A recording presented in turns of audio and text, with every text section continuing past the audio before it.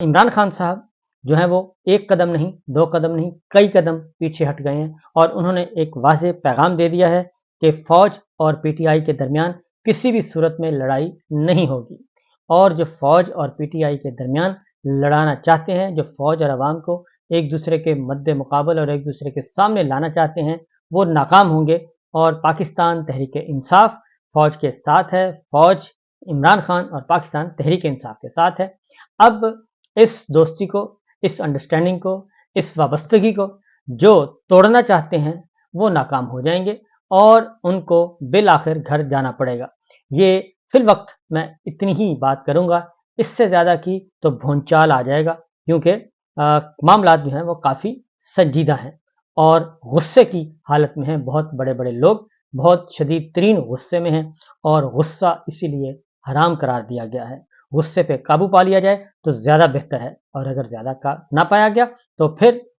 غصے کی حالت میں پھر بہت زیادہ نقصان ہوتا ہے۔ کس کا نقصان ہوتا ہے؟ جس کو غصہ آ رہا ہو اس کا نقصان ہوتا ہے، جس پہ غصہ آ رہا ہو اس کا کوئی نقصان نہیں ہوتا۔ سچویشن یہ ہے کہ اس وقت یہ جو جعلی نظام ہے، جو میں کہہ رہا ہوں کہ نہیں ہو رہا کامیاب، اب آوازیں آ رہی ہیں اور مختلف لوگ جو ہیں اب برسر عام اس پہ بات کر رہے ہیں۔ اب جنرل ضیاء الحق صاحب سے تشویق دی جا رہی ہے جنرل عاصم منیر صاحب کو، اور اس لیے تشویق دی جا رہی ہے کہ معاملات اسی طرف جا رہے ہیں، کیونکہ جیسے نواز شریف صاحب کے لیے، میاں شریف صاحب کے لیے جنرل محمد ضیاء الحق صاحب تھے، اور اسی طرح اب کہا جا رہا ہے کہ مریم صاحبہ کے لیے اور اگلی نسل کے لیے جنرل عاصم منیر صاحب کا نام لینا شروع کر دیا ہے لوگوں نے۔ تو بہتر، بہت ہی یہ خطرناک کام ہے، کیونکہ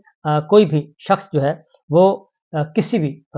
کے ساتھ اتنی زیادہ سیاسی وابستگی کسی بھی صورت میں افورڈیبل نہیں ہوتی، اور اسی لیے چیزیں جو ہیں وہ بہت حد تک آگے نکلتی جا رہی ہیں، کیونکہ شہباز شریف صاحب ہیں، وزیر اعظم ہیں، اور وہ بڑے بڑے اعلان کر رہے ہیں، اور پاکستان اس وقت دنیا بھر سے کٹ آف ہے، کٹا ہوا ہے اور آئسولیشن میں چلا گیا ہے، تنہائیوں میں چلا گیا ہے، اور پاکستان کی جو قدر و منزلت تھی وہ کم ہوتی جا رہی ہے، بلکہ کم نہیں، کم تر ہوتی جا رہی ہے، اور جو ایک آواز سنی جاتی تھی وہ آواز ختم ہوتی جا رہی ہے۔ اسی لیے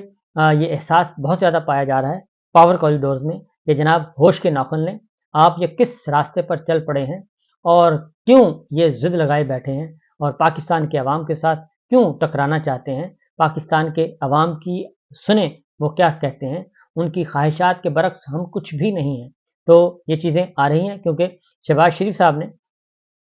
کل ہی کابینہ نے فیصلہ کیا، کچھ دن پہلے فیصلہ کیا، اور 126 ممالک کے لیے تاجروں، سرمایہ کاروں، سیاحوں کو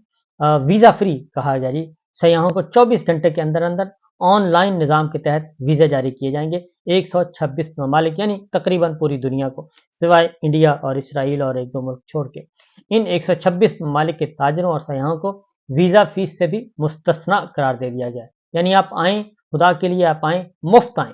اور ویزا پالیسی میں نرمی کے فیصلے سے پاکستان بیرون ممالک کے افراد کے لیے کاروبار اور سیاحت کے حوالے سے ایک پرکشش مقام بن جائے گا۔ تو کیا اس طرح کے آرٹیفیشل اور مصنوعی اقدامات کرنے سے کیا پاکستان واقعی دنیا بھر کے لیے اٹریکشن کا باعث بنے گا؟ کیا سرمایہ کار آئیں گے؟ کیا تاجر آئیں گے؟ کیا کاروباری لوگ آئیں گے؟ کیا سیاح آئیں گے؟ تو نہیں جناب، ایسا نہیں ہے، وہ اس طرح سے بالکل بھی نہیں آئیں گے، اور ویزا پالیسی میں نرمی سے معیشت مستحکم ہوگی؟ بالکل بھی نہیں ہوگی۔ زر مبادلہ کے ذخائر میں اضافہ ہوگا؟ بالکل بھی نہیں ہوگا، کیونکہ وہ دیکھتے ہیں، آنے والے دیکھتے ہیں کہ پاکستان اس وقت، پاکستان کے بارے میں عالمی ذرائع ابلاغ کی کیا رپورٹ ہے، عالمی ادارے کیا کہہ رہے ہیں، بنیادی انسانی حقوق کی تنظیمیں کیا کہہ رہی ہیں، جمہوری ادارے کیا کہہ رہے ہیں، اقوام متحدہ کیا کہہ رہا ہے، یہ سارا کچھ نوٹ کیا جاتا ہے، اور اس کے بعد ہی کوئی سرمایہ کار، کوئی تاجر، کوئی کاروباری لوگ، کوئی سیاح وہ اس کا رخ اختیار کرتا ہے۔ پتہ کیا جاتا ہے کہ وہاں پہ امن و امان کی صورتحال کیا ہے، پھر کوئی ادھر آتا ہے، لیکن جو امن و امان کی صورتحال ہے انتہائی ورسٹ ہے، اور پاکستان کے ٹی وی چینلز وہ نہیں دکھا رہے جو کچھ اس وقت خیبر پختونخوا کے کچھ علاقوں میں، پارا چنار میں، کرم میں ہو رہا ہے، اور اسی طریقے سے بلوچستان کے علاقوں میں ہو رہا ہے، گوادر میں ہو رہا ہے، وہ ہم رپورٹ نہیں کر رہے، لیکن وہاں کی سچویشن انتہائی خراب، بلکہ خراب تر ہے۔ اور اس لیے یہ جو نئی ویزا جو پالیسی جاری کی گئی ہے، اس سے بھی کوئی فرق نہیں پڑے گا جب تک ہم اپنے اللے تللے ختم نہیں کریں گے۔ اور پھر یہ کہ سرمایہ کار، تاجر، کاروباری لوگ اس وقت آتے ہیں جب ان کو پتہ ہو کہ پاکستان میں اسٹیبلٹی ہے اور ایک کنٹینیوٹی ہے، پالیسیوں میں تسلسل ہے اور جمہوریت میں تسلسل ہے، اور ایک ایسی پالیسی ہے جو 5 سال بعد بھی وہی ہوگی، 10 سال بعد بھی وہی ہوگی، پھر تو کوئی سرمایہ کار آئے گا۔ اگر کسی کو یہی نہیں پتا کہ 2 ہفتے کے بعد کیا ہونا ہے اور 4 ہفتے کے بعد کیا ہونا ہے، 2 مہینے کے بعد کیا ہونا ہے، پھر کسی کو کیا پتا، اور پھر کیوں کوئی اتنا اپنا سرمایہ رسک میں ڈالے گا۔ تو فواد چوہدری صاحب جو کہ بہت زیادہ ہیں، انہوں نے ایک پیٹیشن فائل کی ہے جی، اور انہوں نے کہا ہے کہ خاص طور پہ انہوں نے کہا ہے کہ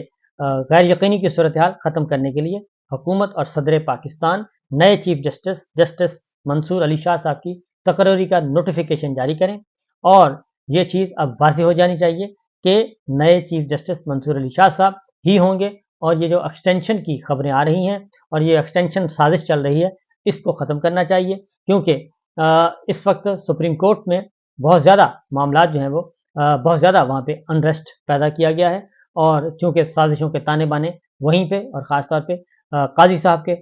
جو دفتر ہے اس میں سارے سازشوں کے تانے بانوں کے جو کھرے ہیں وہ وہاں جاتے ہیں، لہذا وہ کہتے ہیں کہ جناب یہ نہیں ہونا چاہیے۔ دوسرا یہ کہ جو ایڈ ہاک ججز آئے ہیں، وہ ایڈ ہاک ججز جو ہیں وہ کسی بھی صورت میں ان کو سیاسی مقدمات، آئینی پیٹیشنز میں نہیں آنا چاہیے، ان کو وہی مقدمات دینے چاہیے جن کے لیے ان کو لایا گیا ہے، کہ جناب عام آدمی کے کیسز جو ہیں وہ بڑے پینڈنگ پڑے ہیں اور جیلوں میں جو ہے وہ بوجھ بڑھتا جا رہا ہے، لہٰذا وہ کیا جائے، کیونکہ ایڈ ہاک ججز جو آئے ان کا حلف وہاں پہ میڈیا کو ایکسیس نہیں دی گئی کسی قسم کی، اور اسی لیے میڈیا پرسن جو ہیں وہ کافی ناراض بھی ہیں، کورٹ رپورٹرز ناراض ہیں کہ انہیں بھی وہاں تک رسائی نہیں دی گئی، کیونکہ ایک تقریب تھی، 2 نئے جج آ رہے تھے، ایڈ ہاک جج آ رہے تھے، لیکن صرف اس لیے نہیں دی گئی کہ وہاں پہ سوالات ہوں گے، پوچھا جائے گا کہ جناب آپ ریٹائر ہو چکے ہیں، آپ جا چکے تھے، اب آپ دوبارہ کیوں آئیں، آپ تو سینئر موسٹ ہوتے تھے، آپ اب آخری نمبر پہ جا کے بیٹھیں گے، تو یہ سارا کچھ کیوں کیا جا رہا ہے؟ تو یہ اتنی آپ نے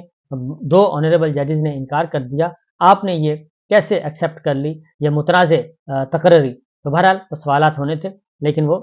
فی الوقت وہ رک گئے، اور فواد چوہدری صاحب کا یہ کہنا ہے جی کہ 3-4 ماہ میں حکومت رخصت ہو جائے گی، اور 40-45 دنوں میں صورتحال بڑی واضح ہو جائے گی۔ اس کی وجہ انہوں نے بڑی کیٹیگوریکلی بتا دی ہے کہ اب صرف عمران خان صاحب سے